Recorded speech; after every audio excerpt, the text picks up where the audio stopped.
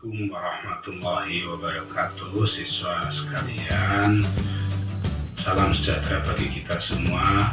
Mari kita lanjutkan belajar fisika. Masukilah gerbang fisika. Siswa sekalian, mari kita lanjutkan belajar fisika kaitannya dengan gelombang elektromagnetik. Gelombang elektromagnetik adalah gelombang listrik dan magnet yang merupakan perpaduan antara gelombang listrik dan gelombang magnet. Teori ini pertama diawali oleh beberapa penemuan ahli fisika. Yang pertama adalah Coulomb, bahwa muatan listrik menghasilkan medan listrik di sekitarnya. Kemudian oleh Oersted dan Biot-Savart, arus listrik yang mengalir menghasilkan medan magnet di sekitarnya. Dan yang terakhir oleh Faraday, perubahan medan magnet menghasilkan medan listrik. Berawal dari hipotesa dari Maxwell, karena perubahan medan magnet dapat menimbulkan medan listrik, maka sebaliknya perubahan listrik akan menimbulkan medan magnet. Dan kemudian hipotesa Maxwell dilakukan percobaan dengan Frank Hertz yang melakukan percobaan menghubungkan dua buah muatan positif dan negatif dengan sebuah kopas, seperti tampak pada gambar. Ini siswa sekalian definisi dari gelombang elektromagnetik. Kemudian adanya perubahan medan magnet yang digambarkan Maxwell, maka akan timbul kembali medan listrik yang besarnya berubah-ubah. Proses tersebut berlangsung terus-menerus membentuk gelombang yang disebut gelombang elektromagnetik. Seperti yang ditunjukkan oleh gambar, di sini ada gambar antara perpaduan gelombang magnet yaitu B, Bm sin omega T bergabung dengan gelombang listrik E sama Em sin omega T. Kemudian penelitian selanjutnya menghasilkan besarnya kecepatan gelombang elektromagnetik itu C sama dengan 1 per akar mu0 dan epsilon 0. Kalau dimasukkan kita ingat mu0 itu adalah 4pi kali 10 min 7, kemudian epsilon 0 dan 8,85 kali 10 pangkat min 12, sehingga diperoleh C itu sebesar 2,99799 kali 10 pangkat 8, atau sering kita gunakan atau nantinya kita gunakan dengan C ini 3 kali 10 pangkat 8 meter per sektor. Inilah kecepatan gelombang elektromagnetik. Kemudian gelombang elektromagnetik sifatnya bagaimana? Yang pertama, dapat merambat dalam ruang hampa, kemudian merupakan gelombang transversal, dapat mengalami polarisasi, dapat mengalami refleksi yaitu pemantulan, dapat mengalami refraksi itu pembiasan, dapat mengalami interferensi penggabungan, dan dapat mengalami difraksi. Dan yang 8, tidak dibelokkan medan listrik. 9, tidak dibelokkan medan magnet. Jadi medan magnet tidak berpengaruh terhadap itu. Kemudian siswa sekalian, urutan dari spektrum gelombang elektromagnetik yang harus kamu pahami dengan baik adalah pertama, yang paling memiliki frekuensi tertinggi itu adalah sinar gamma, kemudian sinar X, sinar ultraviolet atau ultraungu, kemudian sinar tampak. Sinar tampak itu terdiri dari ungu, biru, hijau, kuning, jingga, dan merah.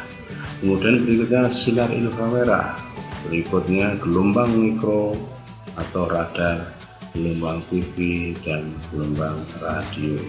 Rentang panjang gelombangnya dan seperti grafik yang tampak itu rentang gelombang dan frekuensinya.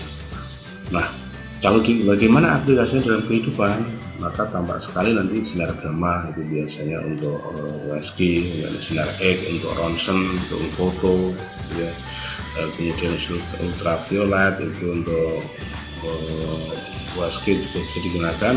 Sinar gamma bukan USG, sinar gamma itu yang memotong logam dan lain-lain. Sinar ultraviolet untuk USG. Nah, bisa kamu pelajari manfaat dari penerapan dari gelombang elektromagnetik untuk pengembangan wawasan. Kemudian sinar inframerah, remote control misalnya gitu, gelombang radar untuk perang ataupun untuk ya radar menentukan jarak satu posisi, kemudian gelombang TV yang sering kita nikmati, dan gelombang radio juga sering kita gunakan. Dari data ini semakin ke atas itu frekuensinya semakin besar karena berkaitan dengan persamaan gelombang. Waktu SMP juga pernah, maka semakin ke atas panjang gelombangnya semakin kecil, gitu. Kemudian selain itu, kalau frekuensi semakin besar, maka daya tembusnya juga semakin ke atas semakin besar. Kemudian energinya juga semakin ke atas semakin besar, semakin besar semakin kecil. Itu yang harus kamu sadari siswa sekalian. Kemudian yang harus kamu sadari juga adalah aplikasi dalam video ini perlu kamu pelajari manfaatnya. Kita lanjutkan siswa sekalian. Kemudian persamaan tadi yang saya sampaikan adalah C itu adalah kecepatan gelombang cahaya, gelombang elektromagnetik adalah panjang gelombang kali frekuensi. Tampak di dalam persamaan bahwa panjang gelombang berbanding terbalik dengan frekuensi. Nah, dari data-data yang ada tadi, dari spektrum yang ada itu frekuensinya adalah sama. Jadi dari spektrum gelombang elektromagnetik yang ada tadi itu frekuensinya sama. Kecepatannya sama, bukan frekuensinya berbeda, tetapi kecepatannya sama. Kecepatannya sama, frekuensinya berbeda, panjang gelombang juga berbeda. Ya, untuk berlatih dalam persamaan selesaikan soal-soal di bawah ini, saudara sekalian, hanya menggunakan persamaan ini. Ini sebenarnya ada persamaan kecepatan V sama dengan lambda kali F. Tapi karena di sini kecepatan cahaya adalah C, maka harus kita lihat bahwa C sama dengan lambda kali F. Siswa sekalian, kalau untuk pengembangan siswa sekalian ada energi gelombang elektromagnetik. Ya, saya perhatikan gelombang elektromagnetik. Kalau digabungkan di sini ada gelombang listrik, ada gelombang magnet, ada gaya listrik, kemudian ada gaya magnet. Maka gaya listrik adalah, ingat dulu materi sebelumnya, gaya listrik adalah F sama dengan Q kali E. Kemudian gaya magnet adalah F sama dengan Q PB. Ya, kalau dihubungkan kita bisa mendapatkan suatu persamaan gelombang listrik sama dengan gelombang magnet dikalikan kecepatan. Ini antara hubungan dari bahwa gelombang elektromagnet adalah gelombang listrik dan magnet. Persamaan hubungannya adalah energi, kecepatan seperti muncul dalam hal tersebut. Karena kita ada gaya listrik, ada gaya magnet. Karena itu perpaduan, ya gaya listrik itu sama dengan gaya magnet.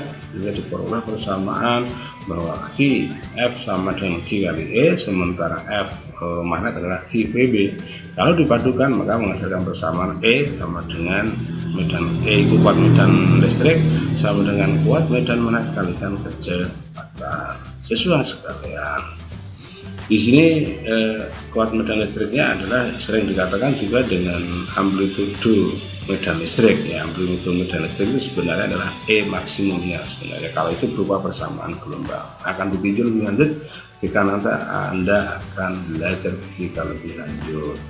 Memang ini fisika gelombang elektromagnetik untuk SMA atau tingkat SMA itu cukup sederhana saja.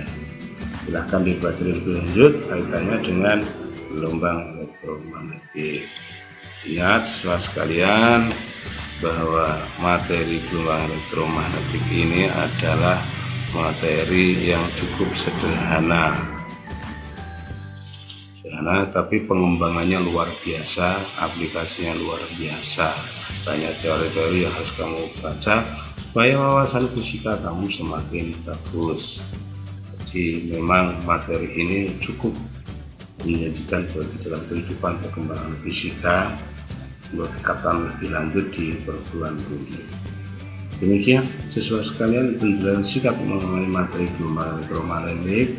Pesan saya adalah urutan spektrum ini kamu fokuskan. Urutan spektrum dari gelombang elektromagnetik, urutannya dari seandainya ditanyakan urutkan panjang gelombang spektrum gelombang elektromagnetik dari terbesar dari yang terkecil, maka dimulai dari gelombang radio sampai sinar gamma. Urutkan energi pancar gelombang elektromagnetik dari yang besar ke yang kecil, ya urutnya dari sinar gamma itu gelombang radio. Terima kasih. Assalamualaikum warahmatullahi wabarakatuh. Tidak ada yang tidak bisa. Semangat siswaku sekalian.